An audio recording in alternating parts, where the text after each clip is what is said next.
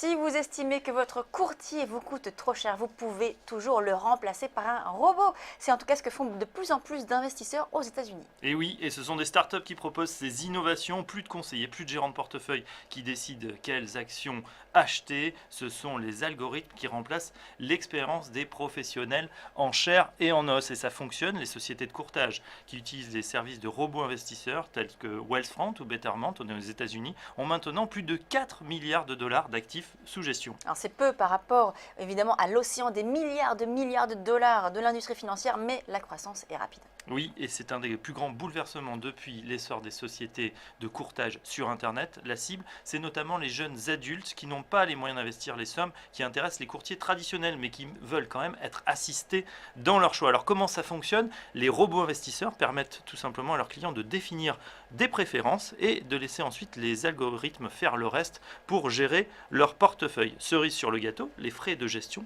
sont également bien inférieurs à ceux des courtiers traditionnels qui peuvent facturer plus de 1% de la valeur du portefeuille investi. Alors quels sont ces pionniers de l'investissement automatique ou robotisé, voire même algorithmique? Alors, on est aux États-Unis, ce sont les pionniers. Tout d'abord, Wealthfront, la plus importante de ces sociétés d'investissement automatisées, a annoncé donc récemment qu'elle avait plus de 2 milliards de dollars d'actifs sous gestion, et ce seulement 3 ans après sa création. Sa stratégie repose sur la conviction que les gestionnaires de fonds actifs, ceux qui choisissent donc des actions, ne font pas forcément mieux sur le long terme que les indices boursiers, comme par exemple le S&P 500.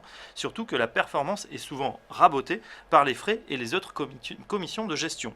Parmi les autres sociétés qui sont présentes sur ce secteur, Betterment, Future Advisor, recourt à des techniques similaires. Betterment, créé en 2010, a maintenant 73 000 clients et 1,6 milliard de dollars sous gestion. L'âge moyen des clients, 36 ans, mais notre catégorie qui progresse la plus vite sont les plus de 50 ans, souligne Joe Timmer, un de ses dirigeants. Alors évidemment, faible commission, pas de frais de transaction, des performances en ligne avec les indices mondiaux. Est-ce que ces nouvelles sociétés existent également en France? Eh bien oui, ça arrive, on est en plein dans la fintech, ce mélange de finance et technologie. Ces nouvelles startups sont également présentes en France. De nouveaux modèles sont en train d'émerger, à l'instar de Fondshop, Anatech ou encore Marie Cantier. Dans le secteur de l'épargne, la startup Advise propose une solution d'épargne en ligne accessible à tous, avec à la clé des conseils personnalisés. L'objectif de son président Nicolas Marchandise, convié récemment à Bercy, faire en sorte qu'épargner en ligne devienne aussi simple que réserver un voyage sur Internet. Et il n'y a pas besoin de se transformer en trader. Eh bien, c'est très intéressant. On va voir ça justement tout de suite avec vous. Donc, dans non plus un gérant, 3 questions, vous l'avez renommé pour un patron, 3 questions. Exactement. Avec donc Nicolas Marchandise, le patron d'Advise. À tout de suite.